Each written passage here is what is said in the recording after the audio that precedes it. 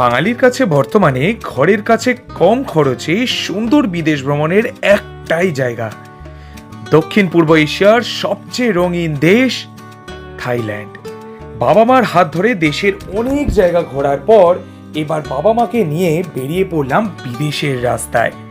পাটায়ের রঙিন জীবনের পাশাপাশি এই দেশে রয়েছে একটা সুন্দর জগৎ, আর সেটাই দেখাবো এবারে আমাদের থাইল্যান্ড ভ্রমণ পর্বে।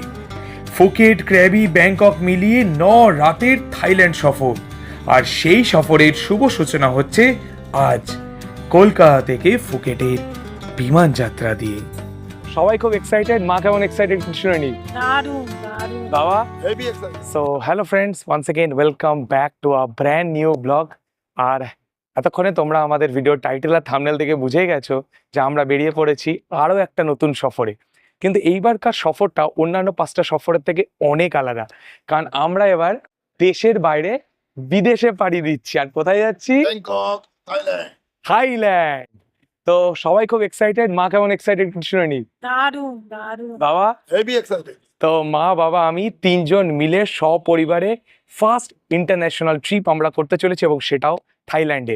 তো আমরা কলকাতা থেকে থাইল্যান্ড কিভাবে যাচ্ছি, যেতে আমাদের কত সময় লাগছে, কলকাতায় ইমিগ্রেশন প্রসেস থেকে শুরু করে ব্যাগেজ অ্যালাউন্স, সেই সমস্ত কিছু, এবং মেন ব্যাপার থাইল্যান্ডে পৌঁছে ওখানকার ইমিগ্রেশন সিস্টেম কেমন, ওখানে কি কি ব্যবস্থাপনা আছে, সেই সমস্ত কিছু ডিটেলে আজকের এই ভিডিওতে আপনাদের সঙ্গে শেয়ার করব। তাই ভিডিওটা প্রথম থেকে শেষ অবধি খুব মনোযোগ সহকারে দেখার জন্য অনুরোধ থাকলো। তাই প্রত্যেকবারের মতো যেটা বলে থাকি, ভিডিওটা ভালো লাগলে লাইক করুন, কোনো রকম প্রশ্ন থাকলে কমেন্ট করে জানান। যারা যারা আপনাদের বন্ধু বান্ধব ফ্যামিলি থাইল্যান্ড আসা প্ল্যান করছেন, তাদের সঙ্গে এই ভিডিওটা শেয়ার করে দিন। আর অবশ্যই চ্যানেলে নতুন হলে প্লিজ চ্যানেলটাকে একবার সাবস্ক্রাইব করে নেবেন। তাহলে চলুন আর বেশি কথা বাড়াবো না, এই সবার এক্সাইটমেন্টটাকে ধরে রেখে এবার আমরা এই গেট যে আছে, গেট 4A এবং 4B, 4A এবং 4B, এটা হচ্ছে কলকাতা এয়ারপোর্টের ইন্টারন্যাশনাল ডিপার্চার। এখান দিয়ে এখন ঢুকবো, সমস্ত ফর্মালিটিসগুলো কমপ্লিট করব। তাই প্রচুর এক্সাইটেড, আপনাদেরকে বেশিক্ষণ ওয়েট করাবো না, চলে আসুন।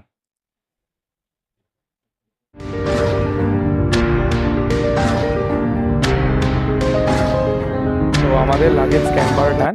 এখানে লাগেজ স্ক্যান করলাম। লাগেজ স্ক্যান করার পরই একদম ঢুকে ইন্টারন্যাশনাল ডিপার্চার দিয়ে ঢুকেই এই যে জি বলে যেটা লেখা আছে, এই কাউন্টারটা হলো পুরোটাই ইন্ডিগোর কাউন্টার। তো চলো আপাতত আমরা কাউন্টারে যাই, কাউন্টারে গিয়ে আমাদের ব্যাগেজগুলোকে ড্রপ করি এবং বোর্ডিং পাস কালেক্ট করি। ইন্টারন্যাশনাল ট্রাভেলের ক্ষেত্রে চেক ইন ব্যাগেজ সাবমিট করে বোর্ডিং পাস নিয়ে ইমিগ্রেশন এবং তারপরে সিকিউরিটি চেকের প্রসেসটা কমপ্লিট করতে হয়।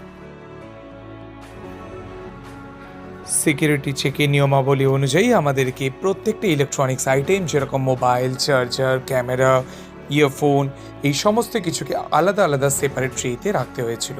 এবং সিকিউরিটি চেকের প্রসেস কমপ্লিট হয়ে যাওয়ার পর সেই সমস্ত আইটেমগুলোকে আমি আবার ব্যাগের মধ্যে ঢুকিয়ে রাখছিলাম।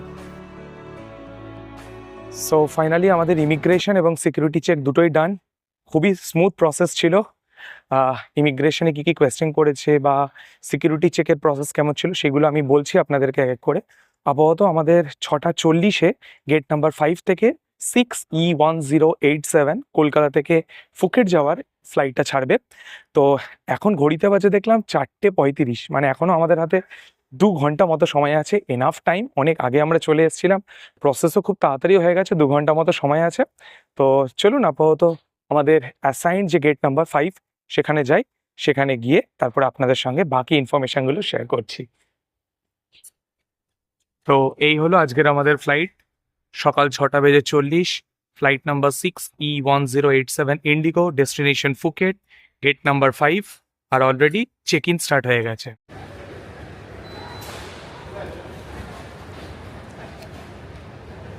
তো এখন আমি ঢুকছি লাউঞ্জে। দেখা যাক লাউঞ্জে আমরা অ্যাক্সেস পাই কিনা, কারণ এটা ইন্টারন্যাশনাল অ্যাক্সেস দরকার।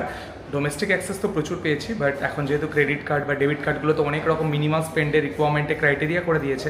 তো দেখা যাক আমরা ইন্টারন্যাশনাল লাউঞ্জ অ্যাক্সেস পাই কিনা। তো আপাতত আমাদেরকে এই দিক দিয়ে উপরে উঠে যেতে হবে।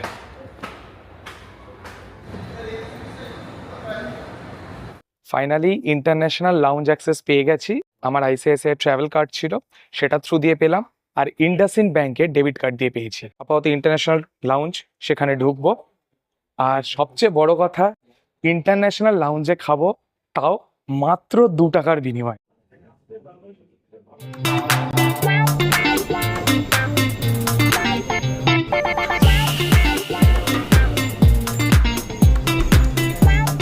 ইন্টারন্যাশনাল লাউঞ্জের সুবিধা হলো শুধুমাত্র এখানে যে 2 টাকার বিনিময়ে আপনারা খাবার পাবেন তাই নয়, এছাড়াও পেয়ে যাবেন ড্রিঙ্কসের প্রচুর অপশান। যারা আপনারা অ্যালকোহল পান করেন তাদের জন্য তো এটা খুবই ভালো একটা জায়গা। দেখুন,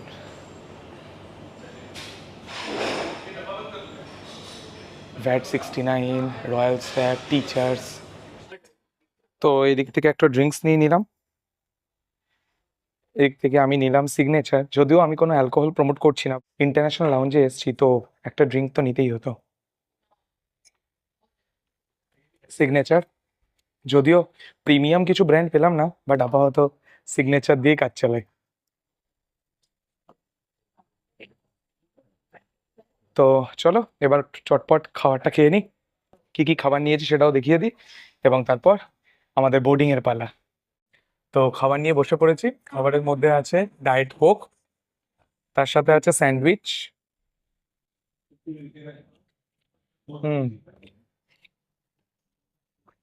মোটামুটি থেকে খুব একটা আহামরি কিছু না, ঠান্ডা। মশলা কুলচা আছে, এটাও ঠান্ডা। Uttapam,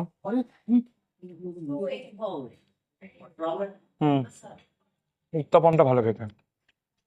this is good. আর এদিক থেকে আছে চিকেন সসেজ। এটাও ভালো খেতে। অপশন খুবই লিমিটেড। একটা জেনুইন ওপিনিয়ন দিচ্ছি, 2 টাকার বিনিময়ে ইন্টারন্যাশনাল লাউঞ্জে তো ঢুকে পড়েছি, বাট খাবারের অপশন খুব কম। এর আগে আমি যখন ডোমেস্টিক ট্রাভেল করেছি ওখানে খাবারের অপশন অনেক বেশি ছিল, এখানে খাবারের অপশন অনেক কম। খাবার একমাত্র সসেসটা আমার খুব ভালো লাগলো, আর ওই উত্তাপনটা ভালো লাগলো। বাকি কিন্তু খুব ঠান্ডা ঠান্ডা, একটু গরম হলে একটু ভালো হলে ভালো লাগতো। আর এদিক থেকে ডায়েট কোক পেয়েছি, স্প্রাইটের কোনো ক্যান পাইনি। আর এদিক থেকে ড্রিঙ্কস দিয়ে সসেসটা বেশ ভালোই লাগছে। তো চলো তাড়াতাড়ি খাওয়াটা কমপ্লিট করে নিই। আর 15 মিনিটের মধ্যে আমাদেরকে গেটের সামনে যেতে হবে, গেট নাম্বার 5। সেখানে আমাদের বোর্ডিং স্টার্ট হবে। দেখা হচ্ছে বোর্ডিং গেটের সামনে। ঘড়িতে বাজে 5:56, আর এদিকে আমাদের বোর্ডিং স্টার্ট হচ্ছে। অলরেডি গেট নাম্বার 5-এর সামনে সবাই চলে এসছে, এক এক করে বোর্ডিং স্টার্ট হয়ে গেছে। তো এবার আমরাও বোর্ডিং করব।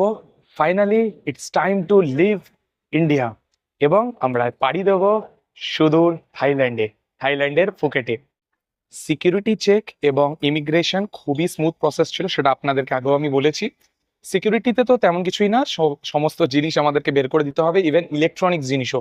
যে জিনিসটা পার্সোনালি আমার খুব একটা পছন্দ নয়, কারণ বিদেশে এই ব্যাপারটা কিন্তু নেই। বিদেশে একটা স্ক্যানারের মধ্যে দিয়ে আসি, জাস্ট বডি স্ক্যান হয়ে যায়, দ্যাটস ইট। এখানে মানে সমস্ত কিছু, বেল্ট, রুমাল, মোবাইল, চার্জার, ক্যামেরার সমস্ত কিছু খুলে আপনাদেরকে ট্রেতে রাখতে হয়। আমি আমার সুবিধার্থে কি করেছিলাম, যে একটা ক্যামেরার সমস্ত জিনিসপত্র একটা ব্যাগের মধ্যে রেখেছিলাম, এবং সেই ব্যাগের চেনটা ওপেন করে দিয়েছিলাম। এনাদের তাতেও হলো না, এনারা বললেন যে পুরোটা খুলে দেখাতে হবে। এনিওয়েজ আমি কোঅপারেট করেছি, তো আমাকে টোটাল সমস্ত জিনিসই ট্রের মধ্যে খুলে আমাকে দেখাতে হয়েছে। আর ইমিগ্রেশনের প্রসেস ভেরি স্মুথ, হার্ডলি 20 থেকে 25 সেকেন্ড মতো লেগেছে। তেমন কোনো কোয়েশ্চেনই করেনি, শুধু দেখলো আমাদের পাসপোর্টটা, কোথায় যাচ্ছি জিজ্ঞেস করলো, থাইল্যান্ড, এবং কবে ফিরছি, 22 তারিখ, দ্যাটস ইট। আর কোনো রকম প্রশ্ন নেই, ভেরি সিম্পল। এবার দেখা যাক আমরা ফ্লাইটে উঠি, থাইল্যান্ডে পৌঁছাই। থাইল্যান্ডে ইমিগ্রেশনে কি প্রসেস সেটাও আপনাদেরকে আমি জানিয়ে দেবো। সো ফাইনালি বাস থেকে নেমে এবার আমাদের ফ্লাইটে ওঠার পালা। এখন ঘড়িতে বাজে 6:12, 6:40-এ ফ্লাইটটা ছাড়বে। আর কলকাতার এখনকার অবস্থা একটু দেখিয়ে দিই।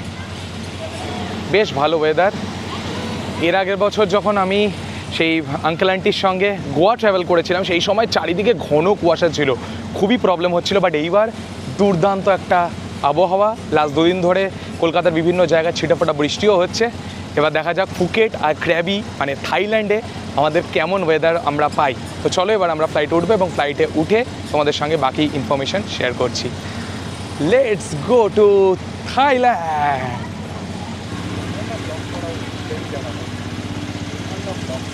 সো এবার ফ্লাইটে উঠছি। ঘড়িতে বাজে এখন 6:17, এখনও অনেকটা টাইম বাকি। 6:40 আগে তো ফ্লাইট ছাড়বে না, বাট প্যারেন্টস বিং প্যারেন্ট মানে আগে আগে চলে যাচ্ছে, ভাবছি যেন ছেড়ে চলে যাবে এরকম একটা ব্যাপার। এনিওয়েজ বেশ ভালো লাগছে। এখান থেকে তোমাদেরকে আরও একবার কলকাতা এয়ারপোর্টটা দেখিয়ে দিই।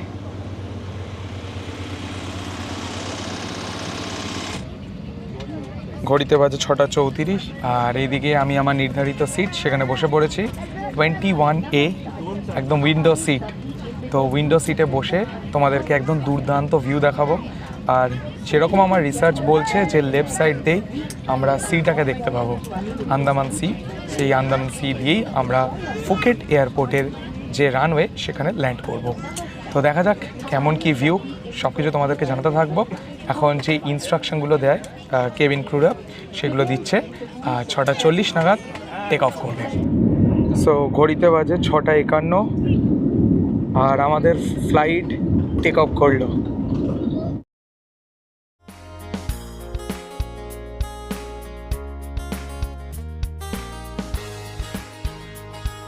ফ্লাইট টেক অফ করার পরই মনের ভেতরের এক্সাইটমেন্টটা যেন আরও বেড়ে গেল। তখন মনে হচ্ছিল আর কতক্ষণে পৌঁছাবো ল্যান্ড অফ স্মাইলস মানে থাইল্যান্ডে। কিছুক্ষণের মধ্যে কলকাতা শহরের বার্ডস আই ভিউর পরিবর্তে তখন আমাদের বিমানের নিচে সাদা মেঘের সমুদ্র, আর তার উপর দিয়েই ভেসে চলেছি আমরা।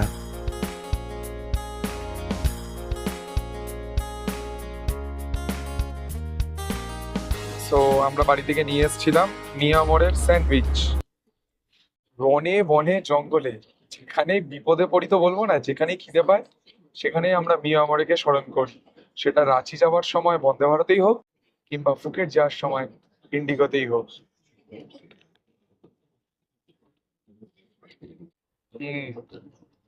অ্যাজ ইউজুয়াল আমার খুবই ভালো লাগে মিয়ামরের এই চিকেন স্যান্ডউইচ।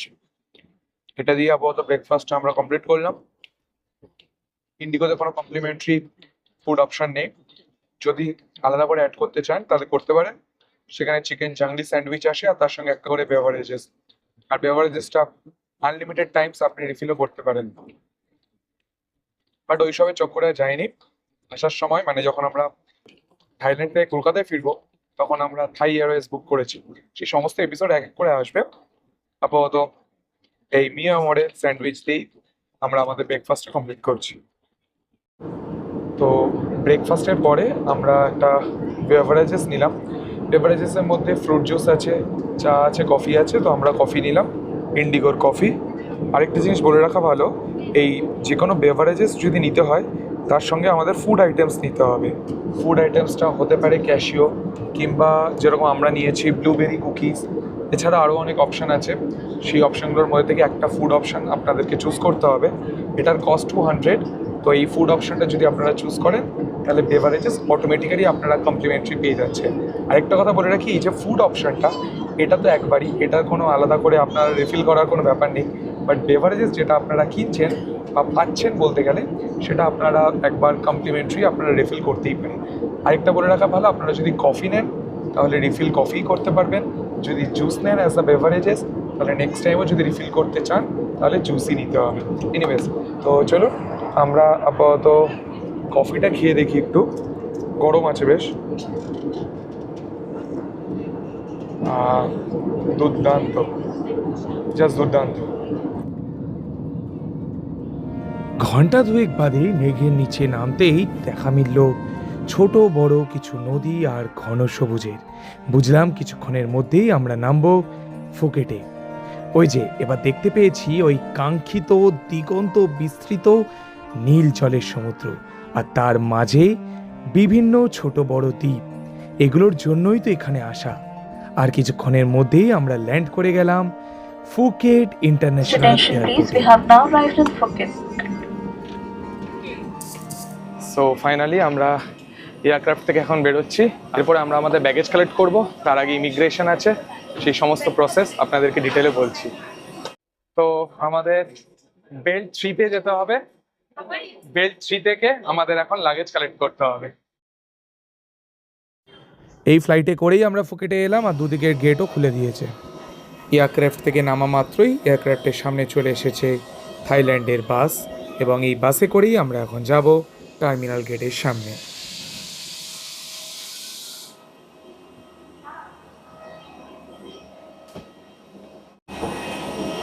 এই হলো এখানকার বাস।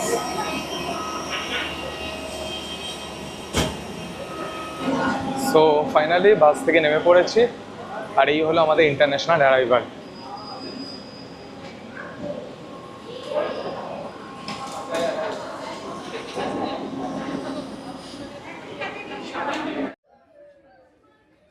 এয়ারপোর্টে ল্যান্ড করা মাত্রই দেখতে পেলাম অনেক মানি এক্সচেঞ্জ শপ, কিন্তু এখানে বাইং রেট অনেকটাই। এটা হলো ভিসা অন অ্যারাইভালের লাইন, এবং কোন কোন কান্ট্রির জন্য ভিসা অন অ্যারাইভাল প্রযোজ্য তার একটা লিস্ট এখানে দেওয়া আছে। ভিসা অন অ্যারাইভাল, ফর্চুনেটলি ইন্ডিয়ানদের জন্য থাইল্যান্ড হচ্ছে completely visa free, visa on অ্যারাইভালের কোনো ব্যাপারই নেই। তো সেই জন্য আমরা এই যে লাইনটা, এই লাইনটা আমরা স্কিপ করে এখন আমরা সামনের দিকে এগোচ্ছি। সামনের দিকে দেখতে পাচ্ছি ইমিগ্রেশন, ইয়েস ইমিগ্রেশন, এটা সবার জন্যই প্রযোজ্য। তো এখন ইমিগ্রেশনে যাই, ইমিগ্রেশনটা কমপ্লিট করি, তারপরে ব্যাগেজ ক্লেম করব এবং তারপরে বেরোবো। ইমিগ্রেশনে কি প্রসেস সেটা আপনাদের ইমিগ্রেশন ক্রস করে জানাচ্ছি। তো বেল্ট নাম্বার 5 থেকে আমরা আমাদের ব্যাগেজ কালেক্ট করলাম। যদিও যখন আমরা ফুকেট ল্যান্ড করেছিলাম ফ্লাইটে আমাদের বলেছিল বেল্ট নাম্বার 3, তারপরে ইমিগ্রেশনে তো আমাদের প্রচুর টাইম লাগলো। ইমিগ্রেশনের প্রসেসটা খুবই ফাস্ট, বাট এত ট্যুরিস্ট যে আমাদের প্রচুর সময় লেগেছে, প্রায় 1.5 থেকে 2 ঘন্টা মতো। এই জিনিসটা কিন্তু আমি তোমাদেরকে জানিয়ে রাখলাম। এখন ঘড়িতে বাজে 12:50, 11টার সময় আমরা ফ্লাইট থেকে নেমেছিলাম, আর এখন বাজে 12:50, মানে প্রায় 2 ঘন্টা লাগলো আমাদের ইমিগ্রেশন কমপ্লিট করতে। তো ইমিগ্রেশনের প্রসেসটা খুবই ফাস্ট, কোনো রকম কোয়েশ্চেন করেনি, জাস্ট আমাদের পাসপোর্টটা আমাদের দিতে হলো, এবং তার সাথে সাথে আমাদের 8টা আঙ্গুল, মানে রাইটের 4টে আঙ্গুল, লেফটের 4টে আঙ্গুল, ওটা 8টা আঙ্গুলে ফিঙ্গারপ্রিন্ট দিতে হলো। That's it, process complete immigration. Baggage ক্লেমের জায়গায় এসে দেখলাম আমাদের 3 নম্বর বেল্ট বলেছিল ফ্লাইট, বাট সেটা 5 নম্বর হয়ে গেছে। এনিওয়েজ এখানে এসেই আমরা লাকিলি আমাদের লাগেজ পেয়ে যাই, এরপরে আমরা বেরোচ্ছি এখান থেকে। ব্যাগেজ ক্লেমের পর এই পেছনের যে জায়গাটা, এটা বেসিক্যালি কাস্টম ডিক্লারেশন, বাট সেরকম কিছুই এখানে চেক করেনি, শুধু আমাদের ট্রলিটা যেরকমভাবে আমরা এয়ারপোর্টে ঢুকলে স্ক্যান করা, এরকম স্ক্যান করালাম, দ্যাটস ইট, কিচ্ছু নেই। মানে এখানে টিডিএসি ফর্ম যে আমরা ফিল আপ করে এসেছি, থাইল্যান্ড ডিজিটাল অ্যারাইভাল কার্ড, এখন অবধি কোনো রকম চেক করেনি। আর এখানে বেরিয়েই দেখতে পাচ্ছি প্রচুর মিনি বাস, মানি এক্সচেঞ্জ, সিম কার্ড, এগুলোর দোকান। এয়ারপোর্টের ভেতরে সিম কার্ডের দাম অনেকটাই বেশি। 5 days 15 GB 349 but, which comes around 950 টাকা। তাই যারা আপনারা প্রথমবারের জন্য থাইল্যান্ডে আসছেন তাদের কাছে আমার সাজেশন, ই সিম অ্যাক্টিভেট করে আনুন, কিংবা আপনাদের যে মোবাইল নাম্বার সেখানে ইন্টারন্যাশনাল রোমিং প্যাক অন করে আনুন। তো এখন আমরা এয়ারপোর্ট থেকে বেরোচ্ছি। এবার এয়ারপোর্ট থেকে বেরিয়ে আমরা দেখব যে গ্র্যাব আর বোল্ট, মানে যেগুলোকে এরা অ্যাপ ক্যাব বলে, অ্যাপ বেস ক্যাব, সেগুলোর পার্কিং জোন কোথায় সেটা দেখব, এবং তারপরে গ্র্যাব বা বোল্টের মধ্যে যেটা সস্তা হবে সেটা বুক করে আমরা আমাদের হোটেলে পৌঁছাবো। তো আমি যেটা চেক করে দেখলাম, গ্র্যাব আর বোল্টের মধ্যে, মানে আমাদের এয়ারপোর্ট থেকে হোটেল যাওয়ার জন্য বোল্টটা একটু চিপ পড়ছে, একটু মানে অনেকটাই চিপ পড়ছে। তো বোল্টটা হচ্ছে আউটসাইডে, একদম বাইরে। এই ছিল এয়ারপোর্ট, এয়ারপোর্টের বাইরে হচ্ছে বোল্ট। তো একজনের থেকে যেটা জানতে পারলাম যে আমাদের এই রাস্তা দিয়ে যেতে হবে, এই দিক দিয়ে বেরোলাম, এই দিক দিয়ে বেরিয়ে রাস্তাটা ক্রস করে একদম বাইরে যেতে হবে আমাদের। তো এই দিক দিয়ে আমরা এগিয়ে এলাম, মেন রোড। এবার আমরা সোজা যাব, সোজা আমাদেরকে বললো যে বোল্ট ক্যাবের স্ট্যান্ড আছে। তো যাদের সাথে কথা বললাম এয়ারপোর্টের এখানকার স্টাফ, তারা সবাই বলছে যে আমাদেরকে বাইরে বেরোতে হবে, মানে যেরকম আমাদের কলকাতাতেও আছে যে ওলা বা উবের অনেক সময় ভেতর থেকে, যদিও বা কলকাতাতে ওলা বা উবের কিন্তু আমরা ভেতর থেকেই অ্যাক্সেস করি, আমাদের কিন্তু বাইরে বেরোনোর কোনো রকম দরকার পড়ে না। কিন্তু জানি না এখানে বলছে যে গ্র্যাবটা হলে ভেতরের থেকে আমরা অ্যাক্সেস করতে পারবো, আর গ্র্যাবে দেখলাম ফেয়ারটাও একটু বেশি, বাট বোল্ট একটু মনে হলো চিপ মনে হলো, আমাদের ওখানকার যাত্রী সাথী কিংবা ইনড্রাইভ, র্যাপিডো এগুলোর মতো যা মনে হচ্ছে। তো বোল্টে ভাড়াটা অনেকটাই কম, প্রায় 200 ভাট কম। 200 ভাট কম মানে আমাদের ইন্ডিয়ান কারেন্সিতে প্রায় 600 টাকা মতো কম। তো সেজন্যই আর কি বোল্টটা বুক করলাম। আর এই বোল্টের জন্য আমাদেরকে এই রাস্তা ধরে এগিয়ে যেতে হবে, 2 মিনিট মতো ওয়াকিং আছে। পাথওয়ে সুন্দর করে দেওয়া আছে, সেই নিয়ে কোনো রকম প্রবলেম নেই। এদিকে দেখতে পাচ্ছি অনেক শাটেল বাসও আছে, এই বাসগুলো করেও তোমরা পৌঁছে যেতে পারো প্যাটংয়ের সাইডটায়। তো আমরা বোল্টই বুক করেছি, দেখা যাক বোল্টে উঠি, অলরেডি ড্রাইভার অ্যাসাইন হয়ে গেছে, বোল্টে উঠে আর বাকি ইনফরমেশান জানাচ্ছি। ফাইনালি আমরা আমাদের গাড়ি পেয়ে গেছি, এটাই হলো আমাদের গাড়ি। এক্সেল বুক করেছি যেহেতু আমাদের লাগেজ অনেকটাই আছে। এটাই হলো আমাদের গাড়ি 4609। ও ফাইনালি বোল্ট খুঁজে পেয়েছি, আর এটা আউটসাইডে, সেটা আপনাদেরকে আমি জানিয়ে রাখলাম।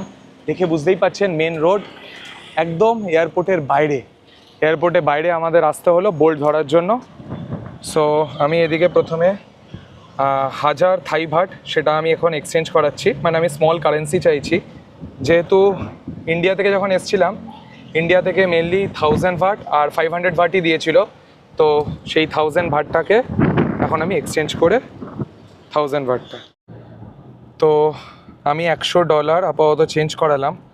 আর $100 যে আমি বাইং রেটটা পেলাম, মানে $1 পিছু 32.1 থাই ভাট, তো $100 জন্য 3210। তো এটাই হলো টোটাল টাকা, 3210। ফুকেটে এসেও আমাদের সেই দার্জিলিং, রাঁচি এগুলো ঠিক পিছু ছাড়ছে না। কেন বলছি বলুন তো, এখানেও সেরকম জিগজ্যাগ ওয়ে আমরা দেখতে পেলাম। মানে নর্মালি থাইল্যান্ডে সবাই কেন আসে? বিচ দেখার জন্য, বাট এখানেও জিগজ্যাগ ওয়ে দেখুন। যেহেতু ফুকেট জায়গাটা সমুদ্রের পাশাপাশি, এখানে ছোটোখাটো পাহাড়ও আছে, তাই জন্যই এরকম জিগজ্যাগ ওয়ে। রাস্তাটা দেখো guys, look at the road. Oh wow, nice.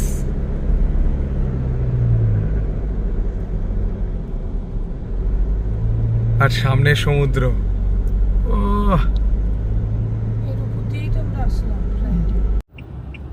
তো আমরা আমাদের লোকেশনে চলে এসেছি, আর বোল্টে আমাদের ফেয়ার হয়েছে 554 থাই ভাট। তো আমি এদিক থেকে 555 থাই ভাট দিচ্ছি। সো বোল্ট থেকে নেমে এখন আমরা আমাদের হোটেলে ঢুকবো। হোটেলটা দেখাই।